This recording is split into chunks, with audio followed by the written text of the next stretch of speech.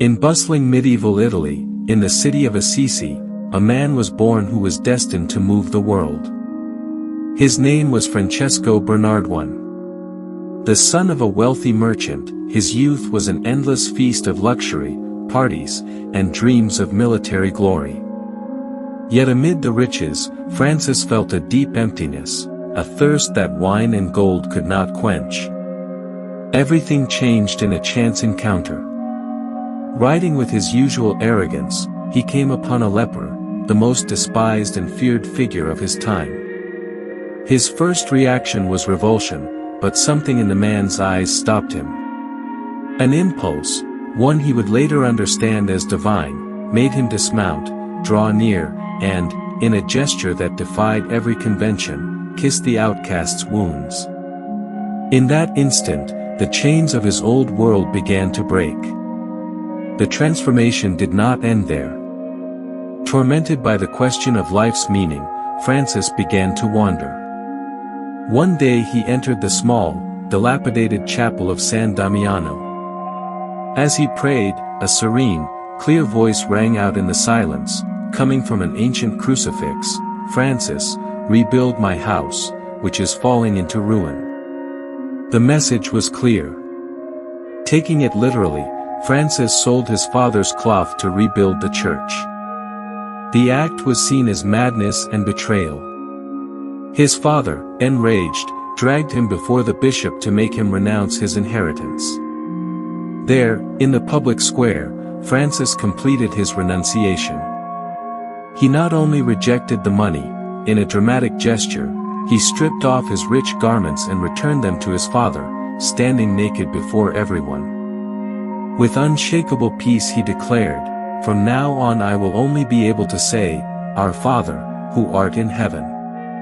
The poor man of Assisi was born. Clad in a simple tunic of rough wool, Francis embraced a life of radical poverty, not a sad poverty, but a joyful one, a freedom to love without attachments.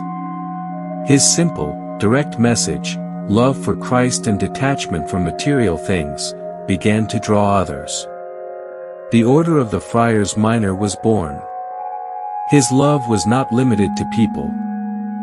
Francis saw God reflected in all creation. He preached to the birds, called the wolf brother, the moon sister, and the sun brother. He composed praises to the Creator for all his creatures. In him, spirituality and care for creation joined hands in an explicitly new way. The last years of his life were marked by suffering and a deep union with Christ.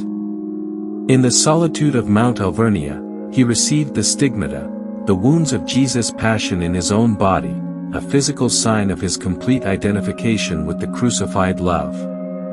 Exhausted and nearly blind, yet filled with indestructible peace, Francis of Assisi died on October 3, 1226, surrounded by his brothers. His last words were a whispered welcome, "Welcome, Sister Death." His legacy, however, was only beginning. He had shown that true wealth is not found in what one possesses, but in what one is capable of loving and giving. The young man who had everything found perfect joy when he lost everything to follow a call of love.